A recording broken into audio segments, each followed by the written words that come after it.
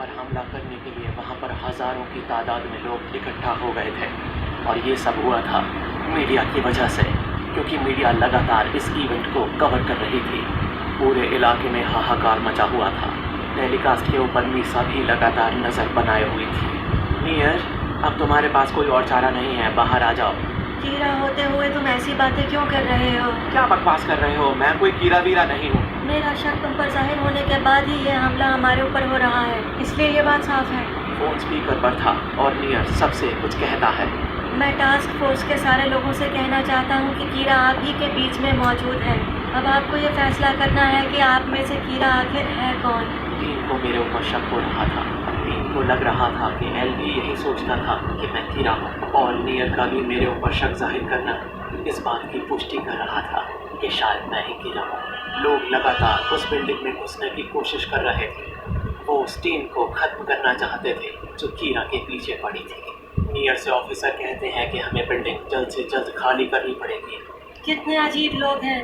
कीड़ा के ऐसे चाहने वाले हैं, मुझे नहीं पता था। इनको कीड़ा में अच्छाई नजर आती है। इन्हें लगता है कि कीड़ा इंसाफ करेगा, लेकिन ऐसा कुछ भी नहीं होने वाला। ये लोग बहुत ही बड़े बेवकूफ़ हैं। मुझे लगता है कि अब एंटी कीड़ा प्रोटेस्टर्स जिनको हमने हायर किया था उन्हें मैदान में उतारना पड़ेगा।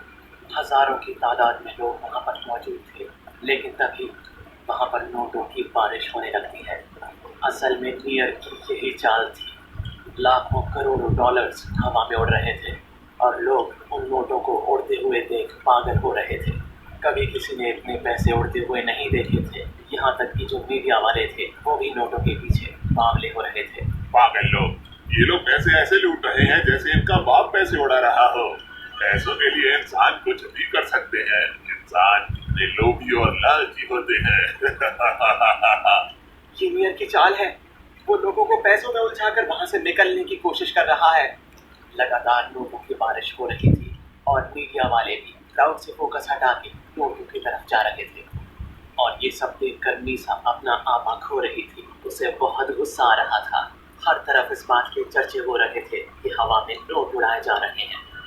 पुलिस वहां पर आने वाली थी और ये देखकर मेरे होश उड़ गए थे। ये ठीक नहीं हो रहा है। ये जरूर नियर की चाल है। हमारे पास यही मौका है। हम पुलिस की ड्रेस पहनकर बाहर निकल जाएंगे।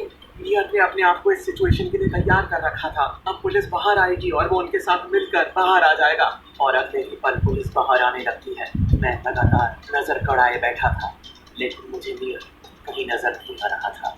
देखते ही देखते वो जगह खाली हो जाती है। हमारी सारी टीम एक साथ बैठी हुई थी और तभी नियर का फोन आता है। मैं नियर बात कर रहा हूँ। हमने अपनी जगह बदल ली है, इसलिए मैंने सोचा कि आप लोगों को इत्तला कर दी जाए। मुझे उम्मीद है कि अब तक आपने उसे एक शख्स पर शक करना शुरू कर दिया होगा जो आपको लगता है कीड़ा हो सकता है। मैं आपको पहले ही बता चुका हूँ कि सेकेंड एल ही कीड़ा है। अगर आपको अब तक यकीन नहीं हुआ है तो आप गलत हैं। जो नंबर मैंने आपको दिया था वो चालू हो गया है। अगर आप चाहें तो मुझसे कभी भी बात कर सकते हैं। मैं आपके फ़ोन का इंतज़ार करूँगा।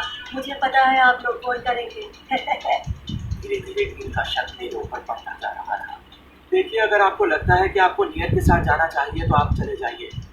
टेक्निकली हमें एसपीके का साथ देना चाहिए, लेकिन ये सब कुछ जो भी हो रहा है मुझे बिल्कुल समझ में नहीं आ रहा है। मैं कीड़ा हूँ। नियर इस बात को मेरी टीम के अंदर इंजेक्ट करने की कोशिश कर रहा था और आइजोआ कहीं ना कहीं उसकी बात सुन भी रहा था। पूरी टीम में से आइजोआ को सबसे ज़्यादा शक था मुझ पर। मुझे पता था कि टीम में कोई ना कोई नियर से बहुत जल्द कॉन्टैक्ट करने वाला है। मुझे अगला कदम उठाना था। अगर मैं उसमें लेट हुआ तो ना जाने क्या हो जाएगा। नियर ने कुछ और करने की चॉइस मेरे पास नहीं छोड़ी थी। मैं मीसा को इमरजेंसी ऑर्डर भेजता हूँ। उस ऑर्डर को देखने के बाद मीसा को झटका लगता है। वही होता है जिसका डर था। आइजोआ नियर को फोन कर देता है। आइजोआ नियर को अब तक हुई सारी घटनाओं के बारे में डिटेल में बताता है। आइजोआ बताता है कि एल को 2 लोगों पर शक था, लेकिन बाद में उन दोनों को छोड़ दिया गया था। नियर उन दोनों के बारे में पूछता है, लेकिन आइजोआ दोनों के नाम बताने से मना कर देता है। वो कहता है कि वो अभी जापानीज पुलिस टास्क फोर्स का हिस्सा है और वो ऐसा नहीं कर सकता। फ़ोन करने के लिए बहुत बहुत शुक्रिया। आपकी इन्फॉर्मेशन बहुत काम आएगी। खास तौर पर वो शिनिगामी की आइज़ वाली बात आपने बताकर बहुत अच्छा किया, जिसमें आपने ये बताया कि शिनिगामी की आंखों वाले को नाम पता चल जाता है, वो भी सिर्फ चेहरा देखने के बाद। अब मुझे इस बात का यकीन हो गया है, जो सेकंड एल है, यानी कि चीफ यागामी का बेटा लाइट यागामी, वही कीरा है। क्या हुआ आइजुआ? आइजुआ बताता है कि उसने नियर से बात की है। कोई बात नहीं, मैंने ही आप लोगों से कहा था कि अगर आप चाहें तो नियर से बात कर सकते हैं। तो आप लोगों में क्या बात हुई? मुझे लगता है कि मुझे नहीं जानना चाहिए, क्योंकि मैं भी एक सस्पेक्ट हूँ और ये इन्फॉर्मेशन आपको मुझे देने में परेशानी हो सकती है। आइजुआ बताता है कि वो मुझे और मीसा को अंडर सर्वेलेंस रखने वाला है और ये तब तक रहेगा जब तक कीरा पकड़ा ना जाए। आइजुआ ये भी बताता है कि इस चीज़ की पॉसिबिलिटी है कि मीसा के पास डेथ नोट मौजूद है। ये तुम क्या कह रहे हो आइजुआ? अगर तुम्हें शक है तो जाकर मीसा के घर पर तलाशी ले लो। मोगी भी आइजुआ के साथ मिल जाता है। मोगी और आइजुआ दोनों मीसा के पास जाते हैं।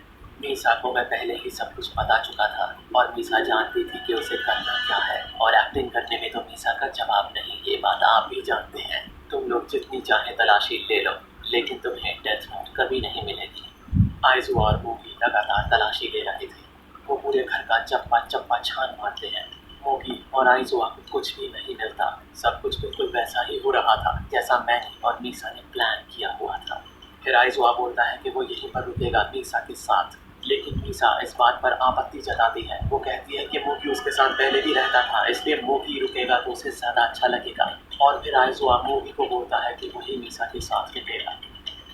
आइजुआ वापस लौट आता है और कहता है कि उसे डेथ नोट वहाँ पर नहीं मिलेगी। मैं समझता हूँ आइजुआ, तुम जब तक चाहो मुझ पर और मीसा पर नजर रख सकते हो, मुझे कोई प्रॉब्लम नहीं।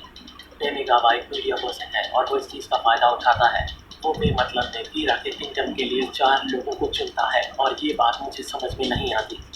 वो ये सब लाइव टेलीकास्ट कर रहा था, लेकिन वो जैसे ही चारों को इंट्रोड्यूस करने लगता है, सब एक एक करके मरने लगते हैं।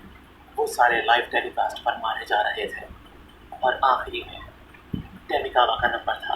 वो रहम की भीख मांगता है और उसका भी नाम लिख दिया जाता है। सब लोग ये देखकर हैरान और परेशान थे।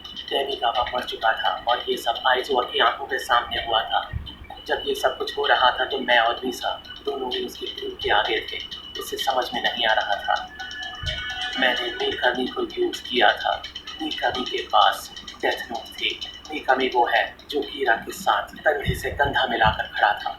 वो बिना मेरे ऑर्डर्स के एक्शन खुद ब खुद ले सकता था। मैंने ही मीसा को अपनी डेथ नोट फीड करने के लिए कहा था और मैंने उसे किसी को भेजने के लिए भी कहा था। अब मीसा सब कुछ भूल चुकी है और उसे डेथ नोट के बारे में या कीरा के बारे में कुछ नहीं पता।